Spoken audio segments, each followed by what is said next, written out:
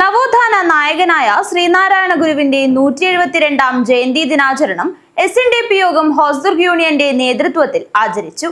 Union president MV Bharathan പതാക ഉയർത്തി. നവോത്ഥാന നായകനായ ശ്രീനാരായണ ഗുരുവിന്റെ 172ാം ജയന്തി ദിനാചരണം SNDP യോഗം ഹോസ്ദുർഗ് യൂണിയന്റെ നേതൃത്വത്തിൽ ആചരിച്ചു. കാഞ്ഞങ്ങാട് ഓഫീസിൽ നടന്ന പരിപാടി യൂണിയൻ പ്രസിഡന്റ് MV ഭരതൻ പതാക ഉയർത്തി. നാരായണൻ വെളിച്ചപ്പാടൻ ഗുരുപൂജയും പ്രാർത്ഥനയും നടത്തി.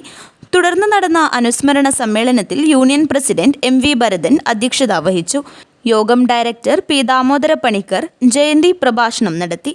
ഗുരുപരമ്പരയുടെ ഭാഗമായ ശ്രീനാരായണ ഗുരുദേവൻ്റെ 172ാമത് ജയന്തിയാണ് ഇവിടെ ഈ നാട്ടിലൊപ്പം നമ്മുടെ ലോകത്തെങ്ങും ഉള്ള ഒരു ശ്രീനാരായണികൾ ആഘോഷിച്ചു വരുന്നത്.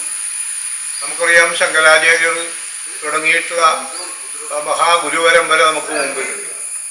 എന്നാൽ സാഹോദര്യം, ലോക മനുഷ്യത്വത്തിൻ്റെ സോദരത്വേന വാഴുന്ന മാതൃകാസ്ഥാനം എന്ന് പറയുന്ന ഈ കാഴ്ചപ്പാട് ഒരു സന്ദേശവും ലോകത്തിന് നൽകിയ മനുഷ്യരെല്ലാം ഒരുപോലെയാണ്, അവിടെ ഉച്ചനീചത്വങ്ങളില്ല, ജാതിമത വർഗഭേദങ്ങളില്ല എന്ന് ലോകത്തോട് വിളിച്ചു പറഞ്ഞ ആ മഹാഗുരുദേവൻ്റെ അവതാര ദിനം കൂടിയാണ്. ആ ഗുരുദിനത്തിൽ, ജയന്തി ദിനത്തിൽ അദ്ദേഹത്തിനെ ഓർമ്മിക്കുന്നതോടൊപ്പം തന്നെ അദ്ദേഹം നമ്മളെ കൈമാറിയ സന്ദേശം ലോകത്ത് പ്രചരിപ്പിക്കാൻ നമുക്ക് ശേഷിയും ശേമുഷിയും